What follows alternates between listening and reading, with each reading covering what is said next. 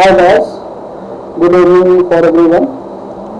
So before starting our topic, now I just want to recall what we have learned in our previous videos. Just quick recap what we have done. So what we have done, we have studied about routing. What is routing? What are types of routing? Static routing, default routing, dynamic routing. Then about some what is static routing, what are the advantages, disadvantages of static routing. Then we have learned how to configure the static routing. Okay. Then we have studied that there is default routing, how we have to configure this default routing, what are the commands. Okay. We have done practical testing and packet testing also. Then about some points about dynamic routing, types of dynamic routing like distance vector, link state and hybrid. What are protocols coming distance vector? This is version 1, version 2, IGRP, and we need to study the SPO, 5S, and hybrid is EIGRP. Then about some what is distance vector protocol, what are the features based on these things. Then about link state we have studied. After that, hybrid routing protocol, we have studied about EIGRP. Okay. Then what are the classful protocols? What are the classless protocols? Classful protocols do not carry mask. It carries subnet mask. Okay. And we have done some practical verification of dynamic routing using the RIP. Then what we have studied after that, we have done some basic information about the RIP protocols, that is the dynamic routing protocol. Okay, these are the points of the RIP. Then about this timers, update timer, invalid timer, flush timer, hold down timer, what is that we have discussed. Then what are the difference between version 1 and the version 2. Then how to configure the version 1 and the version 2. What are the advantages of the RIP, design of RIP, how we have to verify the version 1 and version 2, and rolling things by how we verify it. Okay. So I just give a brief idea of how we have to perform the practical. First we have to design the topology, assign IP address to the active interfaces, make sure interfaces should be in up state. Then we have to implement the dynamic routing protocol and check the LAN stability. Now today we are starting another topic, that is EIGRP. Okay. So what is EIGRP? It is also a dynamic routing protocol, and it is also called a hybrid routing protocol. So before starting this topic, we have to discuss some points. Administrative distance. What is administrative distance?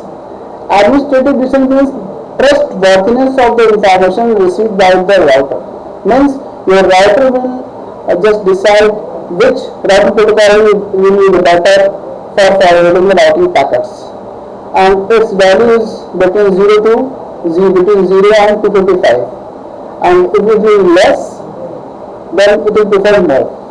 This is the default administrative distance for some protocols. If you have a badly connected route, its default distance is AD 0. For static route, it is 1. If you are implementing RIP protocol, it is 120. If you are implementing IGRP, it is 100. EIGRP, it is 90. For OSPF, it is 110. ISIS, it is 115. If you are implementing IBGP, it is 200. For eBGP, it is 20. Let's check on them. I just make for understanding this administrative distance, I just make this topology. Suppose this is router 1, router 2, router 3, router 4, router 5, and your PC is connected to this router number 1, and PC2 is connected to router number 3. This is your source, this is destination. If PC1 wants send some information to PC2, then it has two paths. It can go from router 1, router 2, router 3, or it can use router 1, router 4, router 5, router 3. Okay. So which route it will prefer? Which route PC1 prefer to reach PC2. So we are implementing what? We are implementing static routing, dynamic routing. In dynamic routing, we are implementing RIP, EIGRP, OSPF. So my question is that suppose if I am implementing static routes to reaching this PC, then what is the AD value? AD value for static route, it is 1. You can check it here. Static route is 1. And if I am using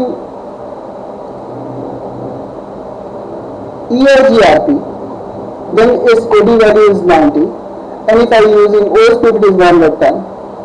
So my question is that for understanding the administrative distance, suppose this router 1, in practical scenario, we can implement two routing protocols on the same router, but for understanding only. But in real environment, we are just implementing one type of routing protocol, normal routers, to finding the best path. So suppose router 1, if I am implementing static routing, then it will prefer this route. Whatever the administrator define the path, your packet will go from here to reach this session. But suppose on this router we also implement RIP protocol and EIGRP protocol also. Then which path it will consider? Static route, RIP path, or OSPF path, or EIGRP path you can say. So it will decide on basis of AD value. The routing protocol which has the less AD value, that router will prefer. So if I am implementing the static route in all these routers, then it will prefer only the static routing. It will not consider about if you are implementing OSPF, EIGRP or RIP on these routers. But suppose we have removed the static routing, we are implementing only RIP and OSPF, then obviously this PC will choose the path of the OSPF routing protocols. Means it will prefer the bandwidth. In this case, what we will prefer? Prefer number of hop counts. The width metric is number of hop count to reaching from router 1 to from PC1 to PC2. How many hops are coming? It is 1 and 2 hops distance are coming. But if you are using the EIGRP, if bandwidth is bandwidth is suppose that is 1 Gbps, 1 Gbps, 1 Gbps, and here is 1.5 Mbps, 1.5 Mbps. So in case of OSPF or EIGRP, if the bandwidth is more, then obviously it will prefer this path. It will not prefer this path because EIGRP and OSPF will prefer the routes which are having the more bandwidth. Okay, its metric is bandwidth. But if we are using OSPF and EIGRP, so in that case, which path this router will prefer? In that case, the router which have the least AD value, that will prefer the router. So if I am implementing the EIGRP and OSPF on this router, then obviously this router will prefer EIGRP routes because its AD value is 90 and OSPF it is 110. You can check it here, right? So this was administrative distance. Now next point is that autonomous system number. What is AS number? AS number means it is a collection of networks under a common administrative domain. A unique number identifying the routing domains of router. That is one organization.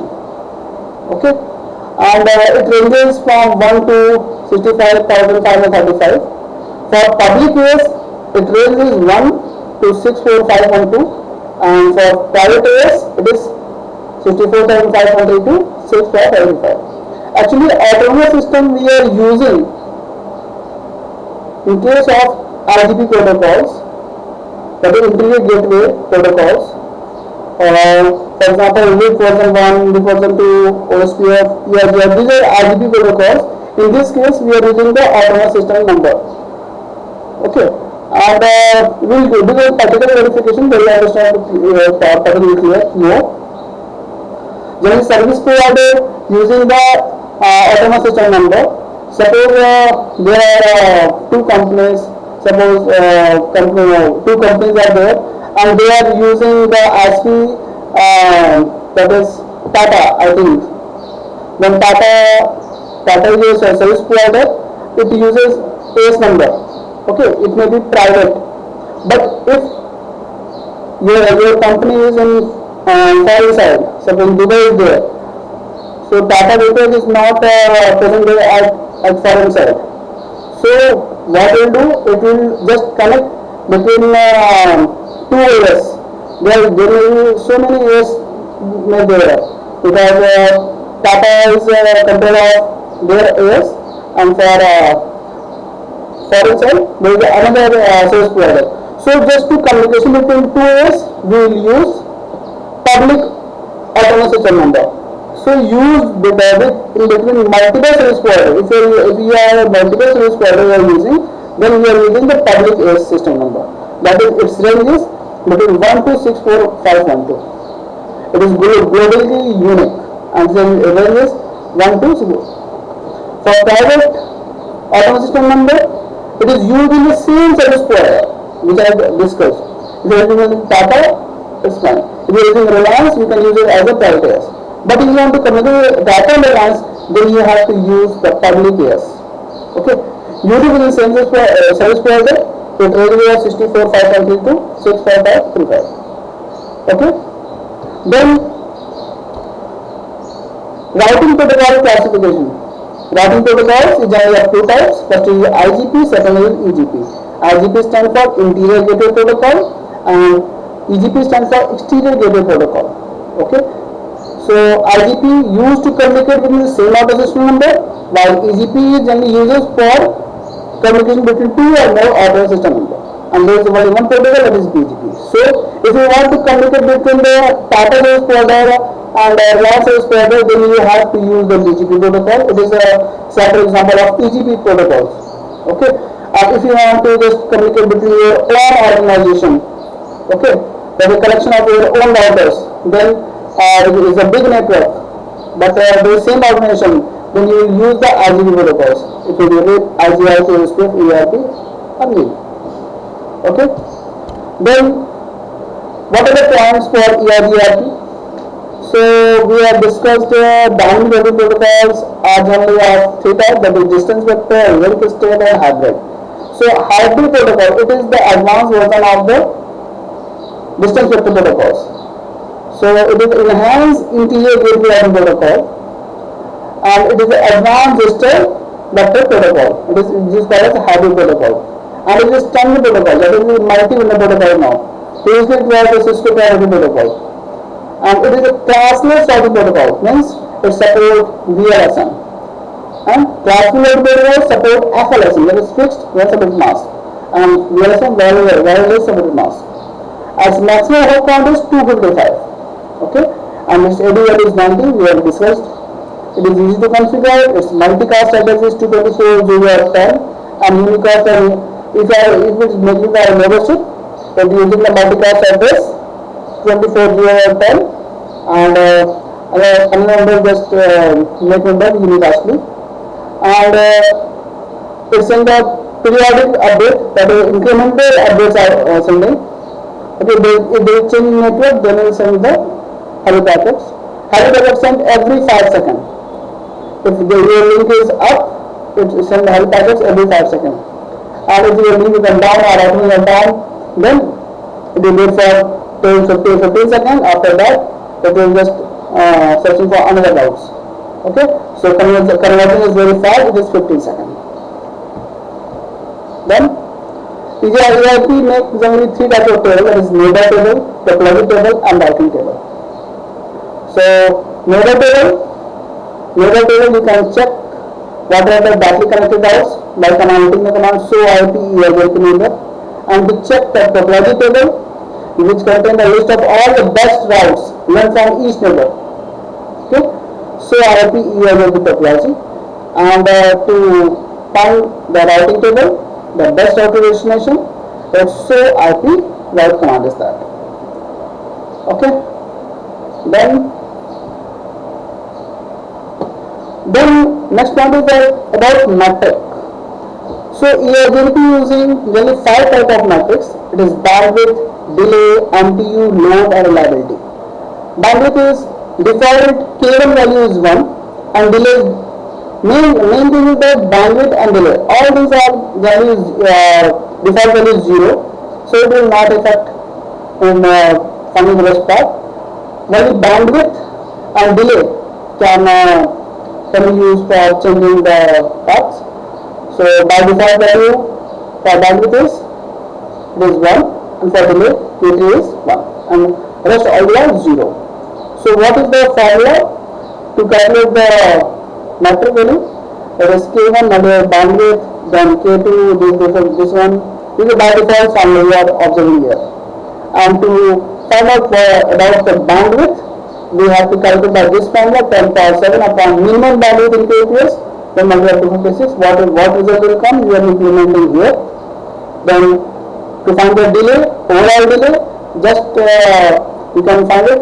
Sum all the delays multiply 256. You get the delay, and after implementing these values, you will get the metric, that is cost of the ERGR, and you will find the best part by the dual algorithm. So we can configure the ERGRP by this way. So go to the router configuration mode, router ERGRP, then AS number, and after that network, and what is the network ID, that is batch routes. Okay. So previously we have done some practicals of the ERGRP for connecting to routers. Now in our next video we will check the practical verification of ERGRP by redundancy. Okay. So thanks for watching this video. I think if you learned something from this video, please like, comment and share and subscribe. Thank you guys for watching this video.